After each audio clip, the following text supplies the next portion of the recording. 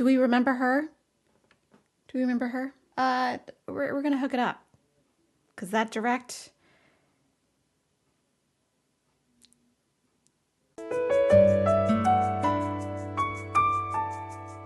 Hey there, Nintendo fans. My name is Kay. If you are not familiar with me, I make mostly Animal Crossing content here on YouTube, but I love Nintendo. I am a Nintendo fan, and I have been a Nintendo fan for this long. This is my original NES, purchased for me by my parents in 1987. It still has my dad's name on here and a serial number or something. I don't know why he etched that into this, just in case it got stolen or something like that. But this got a good amount of love, and my parents actually purchased every Nintendo console for me as a present up until the WiiU. Actually, they did purchase my Wii for me for Christmas one year in 2008, 7? I don't remember, whenever it came out. And so I have been a Nintendo fan for a long time. That means I am also older than a lot of you watching this video today. And I was quite excited for today's Nintendo Direct. And I have to say, after reacting to it live and then taking my dog for a walk and thinking about it, that I'm a little bit disappointed, but just basically all mystified as to what is going on with Nintendo. First of all, I wish that we would get away from these rumors about Ocarina of Time ports, Twilight Princess ports, Wind Waker ports. Every time we have a direct, I get excited about that, and then the joy of the possibility of that is stripped from my heart when I don't see it in a direct. I mean, maybe it will come, and I hope that like in a video in the future, I'm like, oh yeah, it's here. But like for now, this is my only way to play Wind Waker and Twilight Princess HD, and I think I'm gonna go back to it. For now, me and old girl we're gonna get back together. I'll talk about my highlights, my feelings about the highlights. So I guess when we started out talking about Fire Emblem, which is a franchise I never really got into. I was familiar with the Fire Emblem franchise only because of Smash Brothers. And I have to say, I am really thrilled about the inclusion of the Switch with the consoles that can play It Takes Two. I've heard nothing but good things about this game, so I am excited to play this co-op game. It's a co-op game, which is amazing, with my husband or with a friend. I am curious as to what this Friends Pass means. What is Friends Pass? Is that like Nintendo Online, but if you don't have Nintendo Online, is that it? So maybe if you don't have Nintendo Online, but your friend does and wants to play with you, they can give you a Friends Pass? Is that what it is? That's what it sounds like. And honestly, that's cool. Like, I'm down for that, like sharing a little bit of the love with somebody who either can't afford the online service or just doesn't have the means to make it happen. So let's hope that's what it is. And then we had this horror game that actually looks kind of cool. I might be a little bit interested in playing this one. And then, of course, we got some DLC for Xenoblade Chronicles. I, again, have never played Xenoblade Chronicles at all. I guess it's like really fun. I don't know. I'm only familiar with the Xenoblade Chronicles because of Smash Brothers. I have to say, I am very interested in this Fox puzzle game called Tunic. It does look right up my alley. I do like a good puzzle game. It's probably the reason I love The Legend of Zelda, is because I like puzzles. So this looks adorable because it's a little fox as the hero, so I would like to play. So I'm very interested in this game. And then honestly, the highlight of the Direct for me was the remaster of Story of Seasons / Harvest Moon, A Wonderful Life. I love this game. I talked about it in a video I made about a month ago about games that need a remaster for Switch. I think this is a beautiful Harvest Moon game. It is one of the most just relaxing, intense. It's one of the better entries in the Harvest Moon series. Story of Seasons, they're the same. But I am so happy to see its return. I can't believe I just talked about it a month ago. I was really thinking about it intensely over the past few months. I was like, oh, I wish I had another chance to play this game on Switch. And I am super thrilled that it's coming back. I hope that they'll make some changes to the game a little bit to fit Switch play in more modern times. But so far, it looks gorgeous, and I am very, very excited to play. Sad that I have to wait until next summer, but very, very excited to play. And then the announcement of Splatfest 2 was, I mean, it's expected. I don't play Splatoon right now. I do actually own Splatoon 2 on Wii U. I just never got around to playing it. I am excited for the Splatoon Splatfest, the next Splatfest. So I think this is a really cool announcement. I don't know if it needed to be announced on the Nintendo Direct, but hey, I am very happy for you Splatoon fans. Octopath Traveler, it looks very pretty. I just don't know if this game is for me, but I do have to give big props to the art style. It looks gorgeous. It's just, I probably won't be picking this up. I'm in the middle of editing and I realized I didn't talk about Tales of Symphonia Remastered. I was quite surprised to see this title in the Direct. I did actually play Tales of Symphonia on GameCube a long time ago, and it was a good game. It was very repetitive, and it was a long game. I'm impressed with the way that the anime scenes look, but I'm not super impressed about the way that the actual gameplay looks. So we'll see.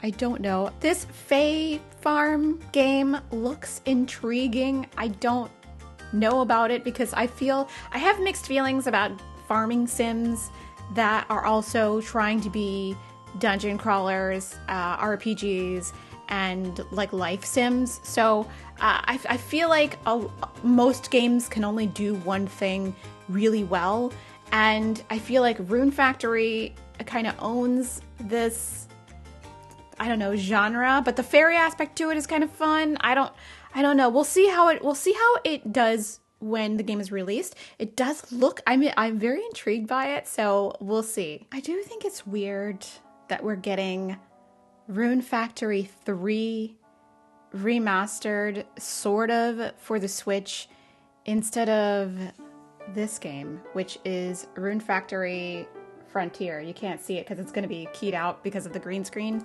but like, I'd much rather play this on my Switch than play a game that was originally for a DS, because I don't know, this game is so much more friendly to a console than Rune Factory 3, but we'll see. It doesn't look the best. I have to admit it doesn't look the best, but hey, you know, it's a port, so what are you gonna do? And the announcement that another Rune Factory game was in the works is very, very pleasing to me. So says new series in development, which is awesome. Strikers got an update. I mean, I don't really play Strikers, so I don't really care about this one, but I know a lot of people do play it and like it. So Strikers, you got some more content. I am very happy to see another Atelier game. I really like these games, even though I don't really talk about them very much.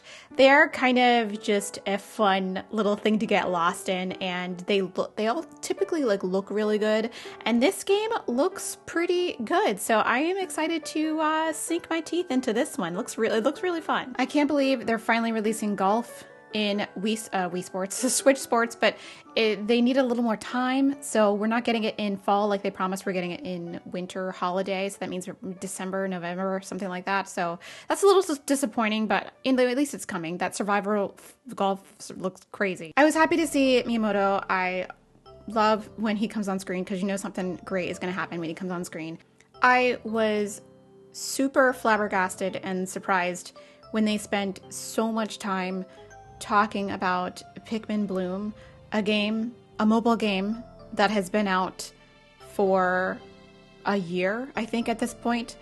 I did fire up Pikmin Bloom when it came out, and I didn't find it as engaging and as fun as Pokemon Go, so I never opened the game again. It's fun. It's a fun, cute concept. It's just not for me. Got the smallest, most teasing reveal of Pikmin 4. It looks gorgeous. I'm very excited to see the return of Pikmin. Look at that. I didn't even know that there was a bench there. I didn't register it. Look at that big ol' clock that is a pocket watch. So it looks so beautiful. Pikmin is one of the most beautiful game franchises in the entire Nintendo family of franchises, and I'm very, very excited to play Pikmin 4.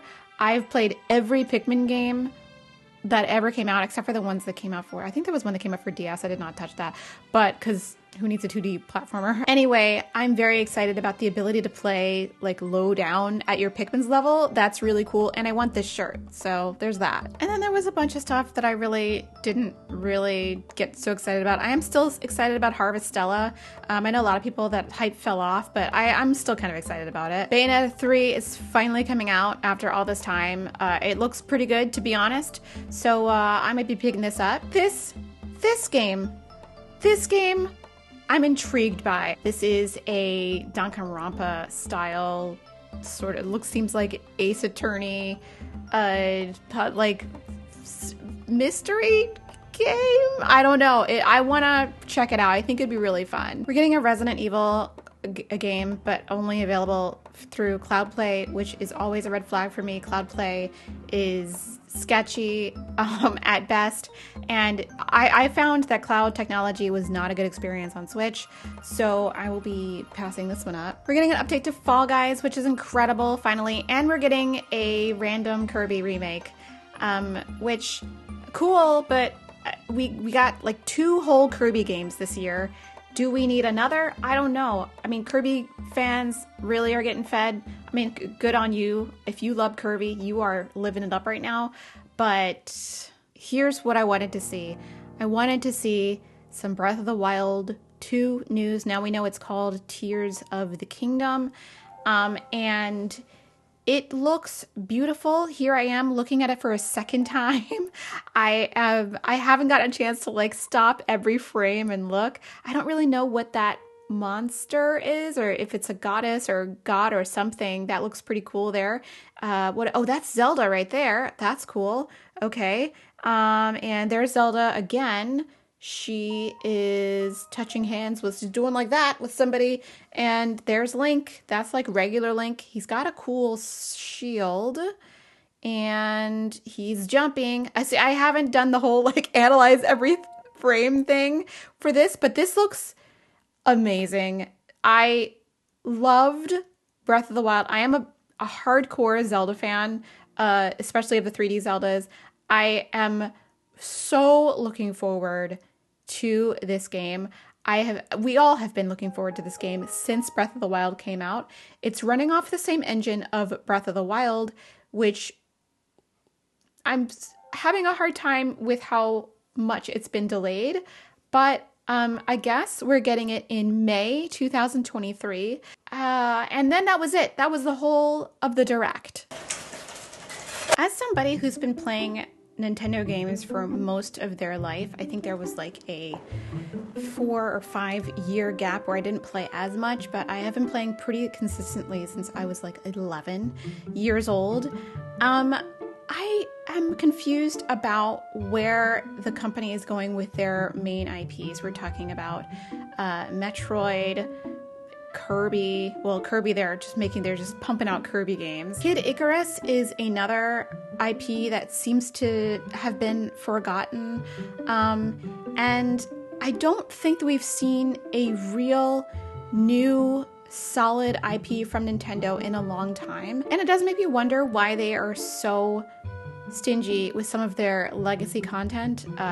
The whole rumor with the Wind Waker HD and Twilight Princess HD, I try not to let those get into my feelings, but it did get into my feelings this time because everyone was so sure that they were coming, and maybe they will release them on Switch for us to play on Switch, but those games are so sadly locked behind a WiiU, Wii, GameCube in some instances. We are now 5 years into the Switch's life, so I'm not really sure what this means for the console as a whole. And a little part of me wants to believe that they are working on a deluxe or higher powered version of the console to release Breath of the Wild on. This is a total conspiracy theory. I'm putting my tinfoil hat on, but why delay Breath of the Wild 2 until May of next year? That is way far into the future. Now we know that there's been a significant development of Breath of the Wild over like forever. The second game, not the first game. And remember back in the day when Breath of the Wild was in development and the console was the Wii U? Remember that? I remember when Breath of the Wild kept getting delayed, and then all of a sudden it was available on the new consoles and available at launch. So in my heart of hearts, maybe they're working on a new console, but I don't know. Maybe they're not. There is a sort of lack of first-party content that is very suspicious to me, and I feel like it happens when game consoles are almost done their life cycle. And we're only 5 years into the Switch, but if we get Switch Pro or Switch Deluxe, that's, I guess, a new game console. There's also a ton of amazing content locked behind 3DS and 2DS, I guess. There's so many great titles in that library that are just now inaccessible. I would love to see more of that, but again, Nintendo is very stingy with their legacy content. It's sort of like you're locked behind if your 3DS still works or not. We won't talk about Animal Crossing. They are done with Animal Crossing. They were not going to release any more updates for Animal Crossing as far as I can tell. But I mean, tinfoil hat on, if they're working on like a higher powered console, Animal Crossing Deluxe with more content, less lag, tons of items, lots of DLC, deeper gameplay. We can only hope. Anyway, this Direct made me get my Wii U out of retirement because I now can play Wind Waker HD and Twilight Princess HD and just get it over with. When it comes, it comes. If it comes. But overall, was I disappointed? A fraction. But the Direct made me more suspicious than disappointed that something is afoot at Nintendo. Let's hope it's good stuff. All right, thanks for watching, and I'll see you next time. Bye. You know this is coming out. You know this is coming out. Oh yeah. Oh yeah.